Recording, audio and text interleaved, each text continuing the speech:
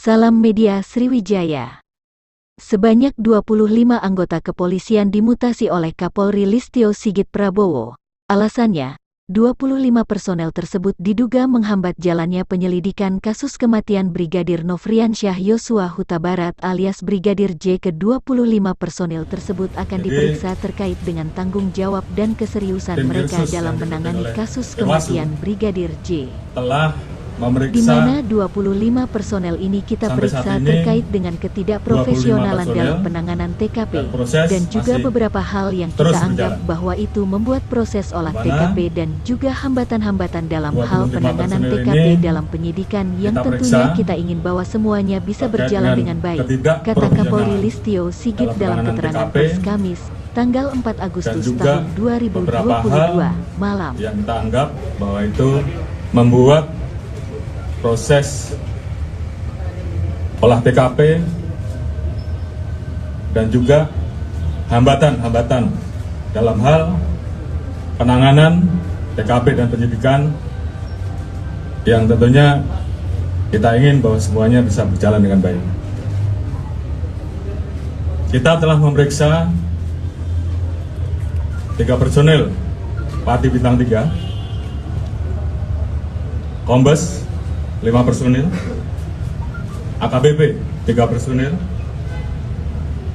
Kompol 2 personil, Pama 7 personil, Bintara dan Tamtama 5 personil. Dari kesatuan di Propam, Polres,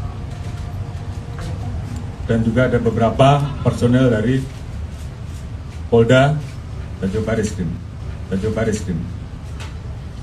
Tentunya kita ingin semua proses bisa berjalan dengan baik.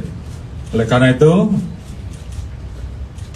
terhadap 25 personil yang saat ini telah dilakukan pemeriksaan, kita akan menjalankan proses pemeriksaan terkait dengan pelanggaran kode etik. Dan tentunya apabila ditemukan adanya proses pidana, kita juga akan memproses pidana yang dimaksud. Dan malam hari ini saya akan keluarkan PR khusus untuk memutasi dan tentunya saya proses penanganan tindak pidana terkait dengan meninggalnya Brigadir Joshua ke depan akan berjalan dengan baik dan saya yakin tim sus akan bekerja keras dan kemudian menjelaskan kepada masyarakat dan membuat terang tentang peristiwa yang terjadi. Mungkin Pak